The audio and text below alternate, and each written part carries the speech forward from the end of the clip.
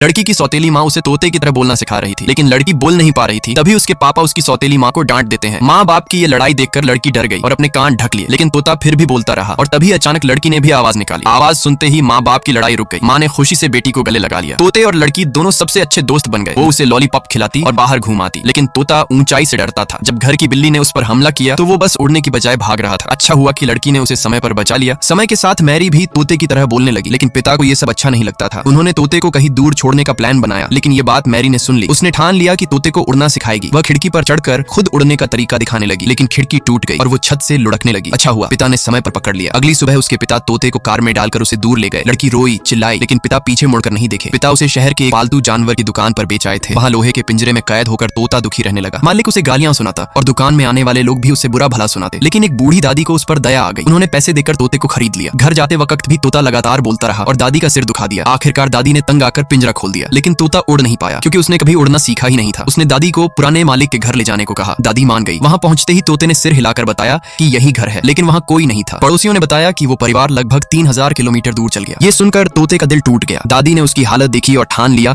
कि वो उसे उसके मालिक तक पहुंचाएंगी। फिर दोनों एक पुरानी कार में निकल पड़े। उन्होंने रेगिस्तान पार किए, समुद्र पार किया। इस सफर में दोनों एक दूसरे के सबसे करीबी साथी बन गए, लेकिन रास्ते में दादी की आंखें खराब हो गई। उसे धुंधला धुंधला दिखाई देने लगा। एकदम से तोते ने बताया, सामने गाड़ी है, वरना तो एक्सीडेंट हो जाता। तोते ने अपने घर लौटने का सपना छोड़कर दादी का सहारा बनने का फैसला कर लिया। वो उसकी चलने में मदद करता था। आखिरकार समय ने दादी को भी छीन लिया। तोता फिर अकेला हो गया और अब उसने तय किया उसे हर हाल में अपने असली घर लौटना है। इस बार उसने पंख फैलाए और पूरी ताकत से उड़ान भरी। कई दिनों और रातों की उड़ान के बाद वो एक नए शहर पहुंचा। वहां उसकी मुलाकात एक आदमी से हुई। आदमी ने उसे उसके पुराने मालिक का पता बताया। तोता खुश हुआ, लेकिन धोखे से एक वैज्ञानिक ने उसे पकड़ लिया। तोता हिम्मत से खड़ा हुआ और उसके सारे राज दुनिया के सामने खोल दिए, लेकिन फिर उसे पकड़कर एक अंधेरे तहखाने में डाल दिया गया। सालों तक तोता वहीं रहा। एक दिन एक भिखारी ने उसे ढूंढ निकाला और आजाद कर दिया। तोता बहुत बूढ़ा हो चुका था, पंख कटे हुए थे, लेकिन उसने हिम्मत नहीं हारी। आखिरकार कई मुश्किलों और सालों बाद उसने लड़की को ढूंढ निकाला।